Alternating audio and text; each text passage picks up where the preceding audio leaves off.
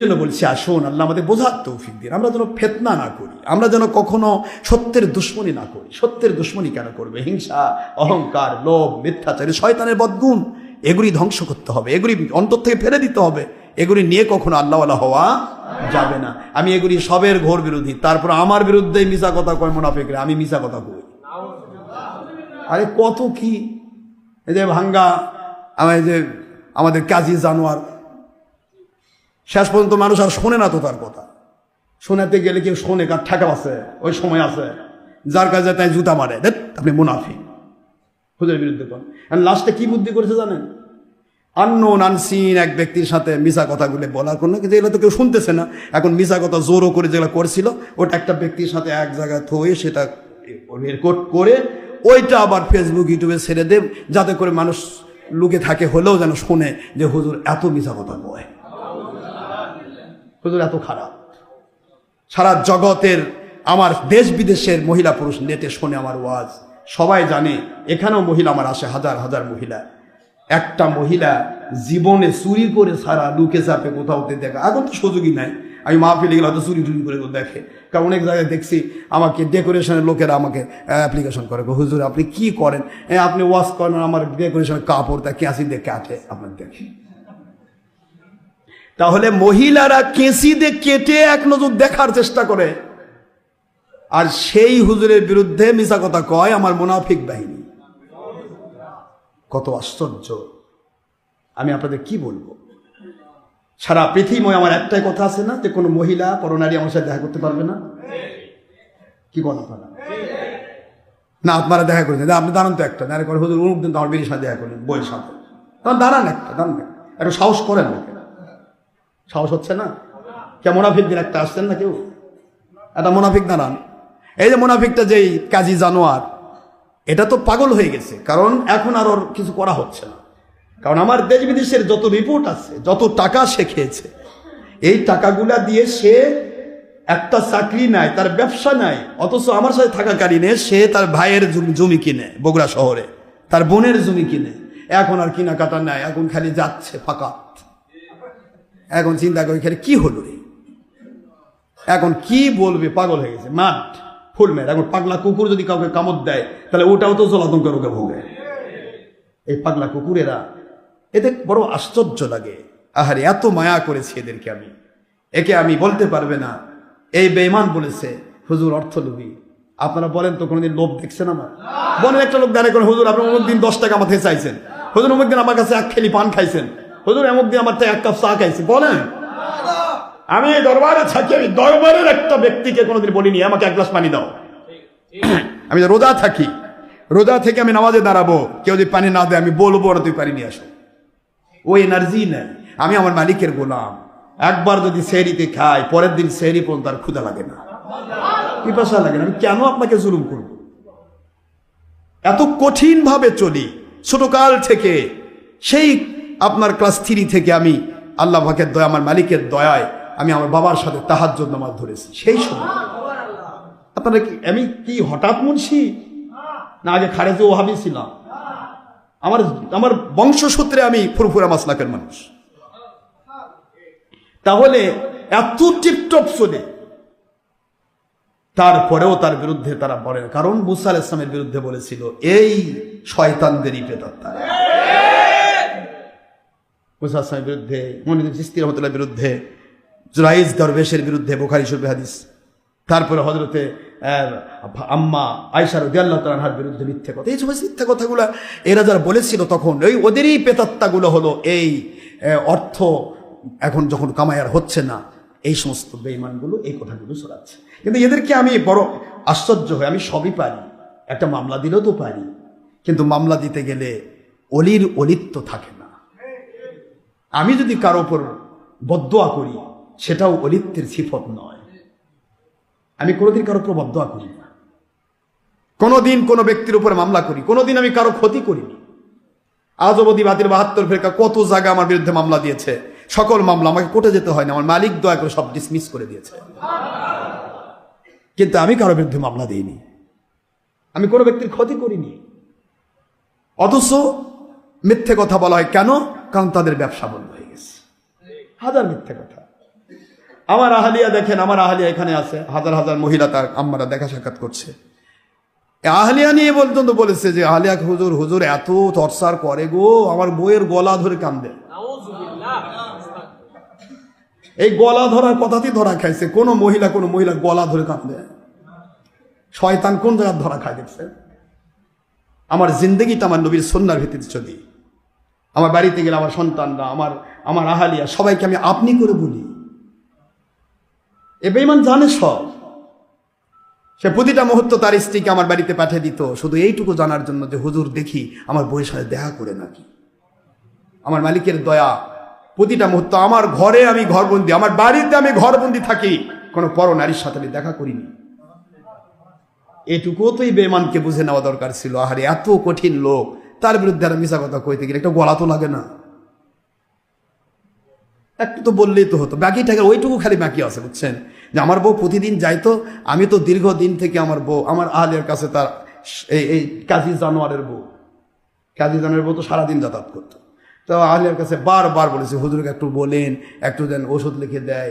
আমার স্বামী 1-2 বছর আমার কাছে আসে না খোঁজা পাঠা। তো এই খোঁজা পাঠা তো এটুকু বলতে পারতো যে আমার সন্তানগুলো আমার না, সব হুজুর দিছে। এটুকু বললেও তো আরো বেশি ভালো হতো। কিন্তু বড় আশ্চর্য, এই মিথ্যাবাদী ইবলিসেরা, এরা যা ইচ্ছা তাই করতে পারে। এদের কোনো মামাসি নাই, এদের কোনো মামাসি নেই। এদের জিন্দগিটাই নষ্ট। অর্থের কাছে যারা বিক্রি হয়, এই কাজী জানোয়ারের মতো লোক, এদেরকে আর কোনোদিন হেদায়েত এদের কবরে দিবে না। এত বেশি সত্যবাদী হুজুর মিথ্যা কথা কয়। আমি প্রশ্ন করি, রে জানোয়ার, কাজী জানোয়ার ভাই, তাহলে এখন তোমার কাছে সবাই বায়াত হই, তুমি তো বড় সত্যবাদী। কি বলবো আপনাদেরকে?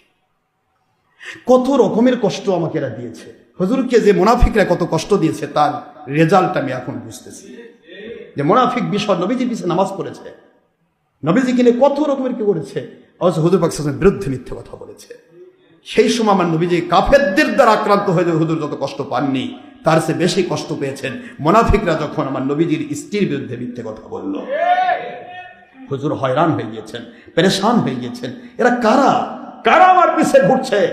যারা আমার স্ত্রীর বিরুদ্ধে মিথ্যে কথা বলে, যে স্ত্রীর পক্ষে আমার আল্লাহর কোরআনের আয়াত নাজিল হয়, আপনার স্ত্রীরা পুত পবিত্র, জোরে বলুন সুবহানাল্লাহ, তার বিরুদ্ধে মিথ্যা বলতে মুনাফিক ছাড়ে নাই।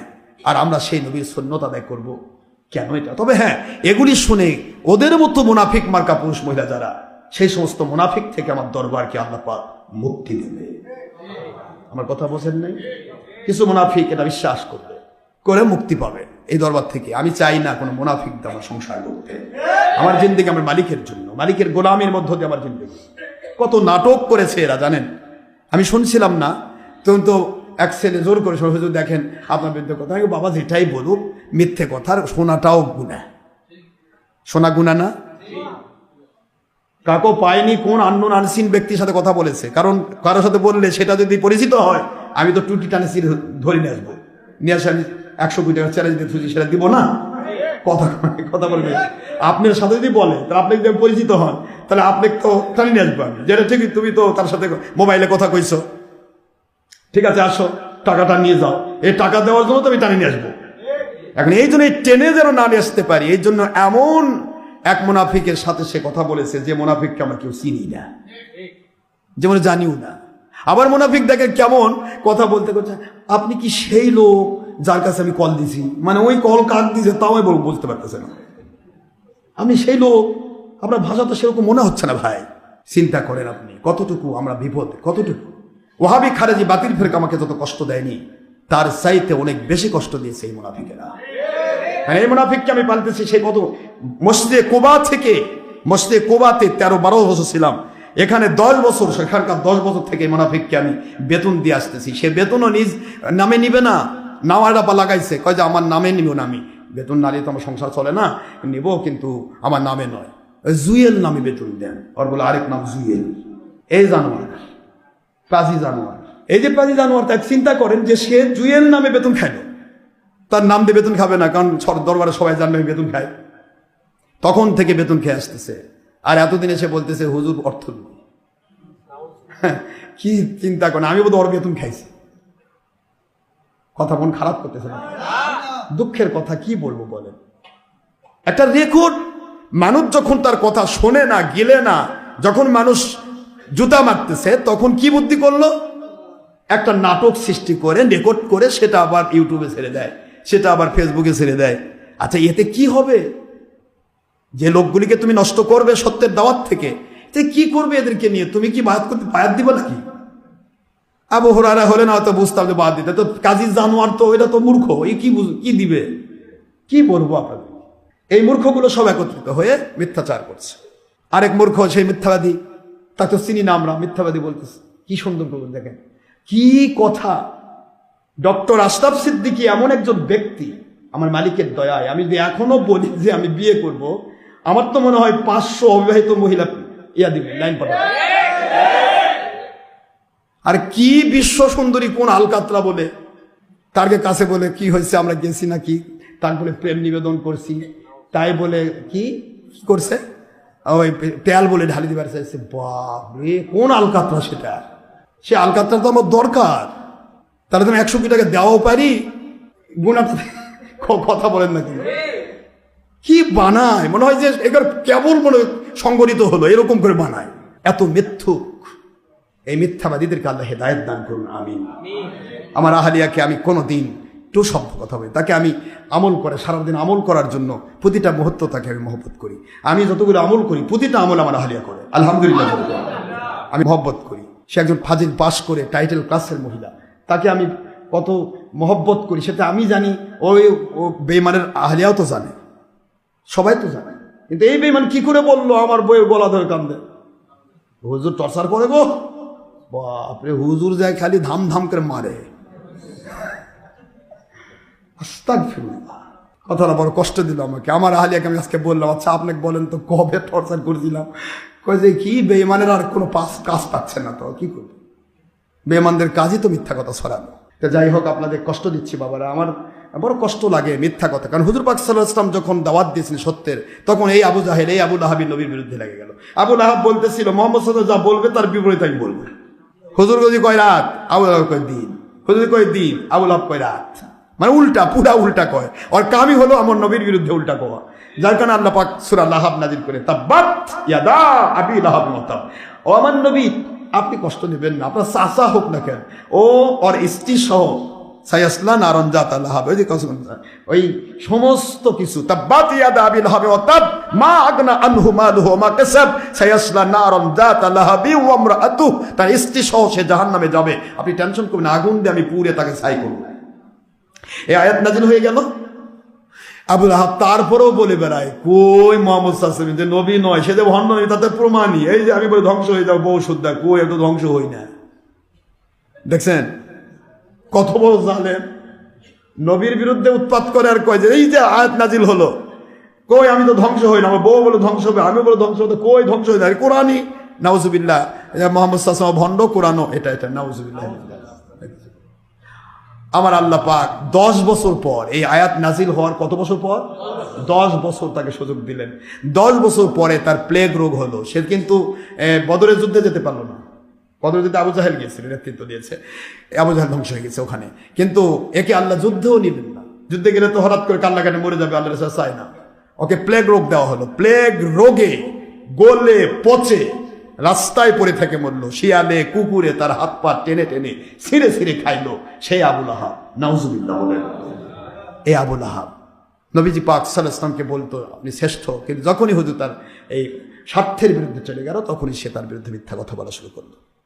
যাই হোক, আমি আপনাদের অনুরোধ করব, কোন শয়তানে মিথ্যা কথা যে কোনো ব্যক্তিই বলুক, সেটা ফেসবুক ইউটিউবের পাতায় নয়, তাকে ধরে নিয়ে আসেন আমার কাছে। যে কোনো মাইনাস পয়েন্টের কথা, নেগেটিভ কথা যদি আপনার কাছে কর্ণগোচর হয়, বিশ্বাসও করবেন না, মেনেও নেবেন না। নিলেই কিন্তু আপনি ওই যে একই কথা বললাম, আপনার জীবনের নেক আমলগুলো আমার ঘর কেন দিবেন আপনি, আর আমার গুনাহগুলো কেন আপনি টানতে যাবেন? দরকার নেই, আপনি আস্তে করে দাওয়াত দেন, ভাই অত বুঝি না, আপনি যদি সত্যি হন তো চলেন না হুজুরের কাছে, একটু যাই ভাই, চলেন 100 কোটি টাকা চ্যালেঞ্জ দিয়ে নিয়ে আসি, পোটলা বান্ধে নিয়ে আসি, এইটুকু বলেন, তাহলেই যথেষ্ট। শয়তানে তখন মুখ কালো হয়ে যাবে। কথা বলছেন নাই বাবারা? এতটুকু বললেই যথেষ্ট, আর কিছু বলা লাগবে না, এইটুকু বলেন। আমি বড় কষ্ট পেয়েছি, এরা এত মিথ্যা কথা কি করে বলে। আবার কয়েছে কি জানেন, কয় আমি এখনো, ওই তারেক জানে আমি এখনো 72,500 টাকা পাবো। আমার কাছে ফিরিস্তে আছে কোন দেশের কোন জায়গার কত লাখ টাকা এই বেঈমান খাইছে।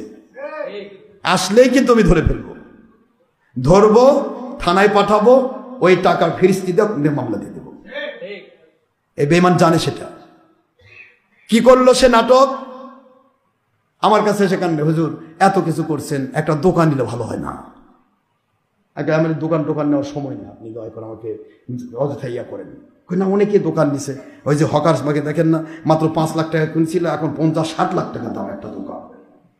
এই সমস্ত চাটুকারি কথা দিয়ে এই আবু হুরায়রা কোন, এই আনোয়ার কোন, নাদিম কোন, এরা মানুষকে শুধুমাত্র নিজেদের দিকে মানুষকে টেনেছে, আমার মহব্বতে নয়। মানুষের সাথে ভালো ব্যবহার অতি ভক্তি চোরের লক্ষণের কথা আছে না? এরা মানুষকে বেশি ভালোবাসা দিয়েছে শুধুমাত্র কিন্তু আমার কাছ থেকে লোককে নিজের মুখী করার জন্য। এই হলো এদের, এই বেঈমানদের কাজ। আর এই আমাকে বলতে, আমি কই না আমার সময় নাই, দয়া করে করে। তারপরে জোর করে, না হুজুর দেন তো, 5 লাখ টাকা কি হবে? 5 লাখ টাকা নিয়ে যা, ওই দোকান কিনবো। কি হচ্ছে যে হুজুর, এদিন আসে কয় হুজুর ঢাকার যাচ্ছি 1 লাখ টাকা লাগবে, এদিন আসে বলে হুজুর ঢাকার যাচ্ছি কাজে 50,000 টাকা লাগবে। এইভাবে করে ওই এক দোকানের মধ্যে কত লাখ টাকায় বেঈমান খাইছে আল্লাহ ভালো জানে। আমি তো হিসাব করি না, আমি কোনোদিন দেখিও না কোনোদিন। সে নিজে কাজ করে, এই করে লাস্টে এসে যখন দোকান হাতে দিচ্ছে তখন বলতেছে 72,000 টাকা আমি পাবো। তাহলে 72,000 টাকা তুমি নিয়ে দোকান ছেড়ে দাও, যদি সত্যি তুমি পাও, তাহলে না নিয়ে দোকান ছাড়লে কেন? আমার কথা বোঝেন না? তুমি দোকান তো দিবে, ভাই 72,000 টাকা পাবো, দেন তারপর দোকান ছাড়বো, তাই বলতেন না? কিন্তু না নিয়ে দোকান ছেড়ে দিয়ে এখন ঘোষণা, আমাদের কিন্তু দোকান দিয়ে দিচ্ছে, তারপর যে ঘোষণা দিচ্ছে যে আমি 72,000 টাকা পাবো। তাহলে পাবা, তুমি আমার কাছে আসে নিয়ে যাও। এই ধরনের বেঈমানরা আমার পিছে ঘুরতো শুধু দেশ বিদেশের মাল খাওয়ার জন্য। এই যে বর্তমান যে জায়গাটা আমরা রেজিস্ট্রি করলাম, গত সোমবারে রেজিস্ট্রি হয়েছে, বুঝতে পারেননি আপনারা? এই রেজিস্ট্রিকৃত জমিটা নিয়ে তাকে আমি দায়িত্ব দিলাম যে আপনি দেখেন তো জমিটা কিভাবে কিনা যায়, কি করা যায়। তাদের কাছে যায়, এসে বলতেছে, আমার কাছে এসে বললো, হুজুর 52 লাখ টাকার 1 পয়সা কম দিবে না। সহজ ভাষায় শোনেন, একবার ক্লিয়ার কথা, আমি বানানো বাবা, আমার পক্ষে আমি আল্লাহকে সাক্ষী রেখে বলছি, 52 লাখ টাকার নিচে দিবে না। তার মেয়ে বলেছে যে, আমি আবার বললাম যে কেন, তারেককে তো বলছে যে 45 লাখ টাকা হলে তার ছেলে বলেছে দিবে, তা আপনি আবার বলছেন 52 লাখ, ব্যাপার কি? কয় না, তার মেয়ে বলতেছে আমার বাপ ভাই কি জানে, আমার জায়গা আমি বেচবো, বাপ ভাই কি জানে? মানে বাপ ভাইয়ের কাছে মেয়েকে ব্ল্যাকমেইল করতেছে, বাপ ভাই কি জানে। পরে খবরে দেখা গেল সেই মেয়ে তার বাপ ভাই ছাড়া কোনো কথাই বলে না। মেয়ে বলেছে আমি আমার বাপ ভাই যা করবে সেটাই আমি। গেল বলছে হুজুর 52 লাখ টাকার নিচে দেবে না। কিন্তু প্রশ্ন হলো 52 লাখ টাকাতে না দিলে কি করবে? তারা সাইনবোর্ড দিবে, যে বেশি দাম করবে তাকে দিবে। অথচ সেগুলো কোনো কথাই তাদের ভিতরে হয়নি। পরে তারিখ দিয়ে আমি শুনলাম ওই ধরনের কোনো গল্পই হয়নি। কিসের আমরা সাইনবোর্ড দিব? আমরা জায়গা রেখেছি হুজুরকে দেওয়ার জন্য। একদিকে তাদের কাছে বলেছে আপনারা অপেক্ষা করেন, হুজুরের জায়গার দরকার, দিবে, এমনি নিবে, আপনি চুপ করে থাকেন। আবার আমাকে সে বলতেছে অত দাম দিয়ে কে নিবে, তাই আপনি চুপ করে থাকেন, 1 বছর দেরি করি। লাস্ট থেকে খবর নিয়ে দেখি তারা বলছে আমাদের সে দাম করেছে 40 লাখ।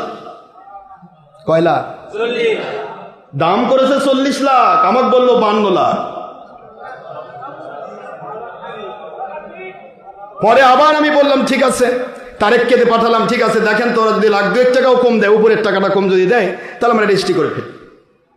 তা তারেককে তার ছেলের কাছে পাঠালাম। ছেলে তারপরে বলেছে ঠিক আছে, আব্বা বলেছে আমার বোন, আমরা যা করবো তাই আমার বোন করবে, অসুবিধা নেই।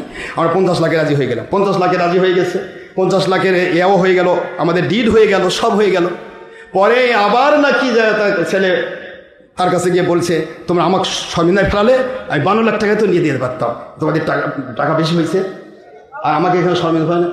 এই ছেলে আবার দৌড় দিয়ে এসে তারেকেও বলছে ভাই আমি ওই জমি বেচবই না, যদি আপনারা আরো 2 লাখ টাকা না দেন তাহলে জমি বেচবো না। লাস্টে গিয়ে আবার 1.5 লাখ টাকা বাড়াই দিয়ে সে জমি আমি রেজিস্ট্রি করে নিলাম। এই হলো ব্ল্যাকমেইল। একটাই শোনালাম, জীবনভর কত ব্ল্যাকমেইল করেছে মালিক ভালো জানে, আর সে ভালো জানে, আমি বলতে যাব না। কি বলবো আপনাদের? আর সবসময় হিংসা কি ওবায়দুল স্যারের উপর। আরে ওবায়দুল স্যার আর আমি আজিজুল হক কলেজ ইউনিভার্সিটিতে আমরা নিজেরা একই সাথে একই সময় আমরা ব্যাস, উনি অনার্স মাস্টার্স, আমি অনার্স মাস্টার। বুঝতে পারতেছেন না আপনারা? একটা বন্ধুত্বের সম্পর্ক কার সাথে হয়? যার সাথে যে লেখাপড়ার সম্পর্ক, তাই না বাবা? বলেন, তুমি মূর্খ বেটা, তোমার সাথে আমি বন্ধুত্ব করব? তুমি আমার কাজ করতেছো, আল্লাহর সন্তুষ্টির জন্য করো, নিয়ে নাও, কিন্তু তুমি তোমার বন্ধুত্ব পাবা না। মুরিদ হিসাবে সব মুরিদ আমার কাছে সমান, কিন্তু আমার বন্ধুত্বের ক্ষেত্রে তো একটা পার্সোনালিটি আছে না আমার। আমি ওবায়দুল স্যারকে মহব্বত করি শুধুমাত্র তার আমার লেখাপড়ার, আমিও বিশেষ ক্যাডার, উনি বিশেষ নন ক্যাডার, উনি প্রফেসর, এই হিসেবে তার সাথে সম্পর্ক আমার মহব্বতের সম্পর্ক। এটা তো সে হিংসা করে, আমরা থাকতে ওনাকে মহব্বত করি কেন? এই ওর বিরুদ্ধে মিশা কথা, ওর বেটিক বিয়া করছি, কিভাবে ওর বেটিক বলে বিয়া করছি, আস্তাগফিরুল্লাহ। আজও ওবায়দুল স্যার বা এখানে যে আমার রাশেদ আছে, এদের মাঝ একটা বুড়া বৃদ্ধ মহিলা, সেও আজ পর্যন্ত আমার সাথে কোনোদিন দেখা পায় না। যার খবর নিয়ে আসেন, যেখানে একটা বৃদ্ধ মহিলা আমার দেখা পাচ্ছে না, সেখানে ওবায়দুল স্যারের মেয়েকে আমি বিয়ে করবো, ওবায়দুল স্যারের মেয়ের বিয়ে, কি রকম শয়তান চিন্তা করেন। এই বিয়ের কথা এখন বাদ দিছে, কারণ 100 কোটি চ্যালেঞ্জ দিছি, বিয়ের কথা আর বলা পারতেছে না, কারণ ওটা তো মিশা কথা ধরা খাইছে। এখন আবার বলতেছে যে ভাই আমি হুজুরে এই করছি, সে করছি, হুজুর বিভিন্ন। এই ধরনের মিথ্যাবাদী শয়তানরা যেটাই বলুক, আপনারা দয়া করে তাকে চ্যালেঞ্জ করুন, আমার কাছে নিয়ে আসুন, তাহলে আপনি হকের উপর টিকে থাকতে পারবেন। না হলে তার মতোই আপনি মুনাফিক হয়ে কেটে যাবেন। আমার আপত্তি নাই, মুনাফিকি রোগ যার ভিতরে আছে, সেই পুরুষ মহিলা এই সমস্ত শয়তানদের মিথ্যা কথা শুনে তারা আমার দরবার থেকে মুনাফিক মুক্ত হবে, এই উদ্দেশ্যে হয়তো এদের দ্বারা এই কাজটা হয়েছে। ঠিক না? ঠিক বলে আল্লাহ এদেরকে হেদায়েত করুক। আমরা সবাই মালিকের গোলামি করব, হিংসা নয়, অহংকার নয়, লোভ নয়, মিথ্যাচার নয়, মালিকের গোলামের মধ্য দিয়ে আমাদের দিনের কাটে। আল্লাহ সবাইকে সাহায্য করে, সবাই আল্লাহুম্মা আমিন। ওয়া মা আলাইনা ইল্লাল বালাগুল মুবিন। হাদা মা ইনদি মান ফাদা ওয়া ইনদাল্লাহি রাসূলি সাল্লাল্লাহু আলাইহি ওয়াসাল্লাম। সুবহানাকা আল্লাহুম্মা ওয়া বিহামদিকা আশহাদু আল্লা ইলাহা ইল্লা আনতা আস্তাগফিরুকা ওয়া আতুবু ইলাইকা। আসসালামু আলাইকুম ওয়া রাহমাতুল্লাহি ওয়া বারাকাতুহু।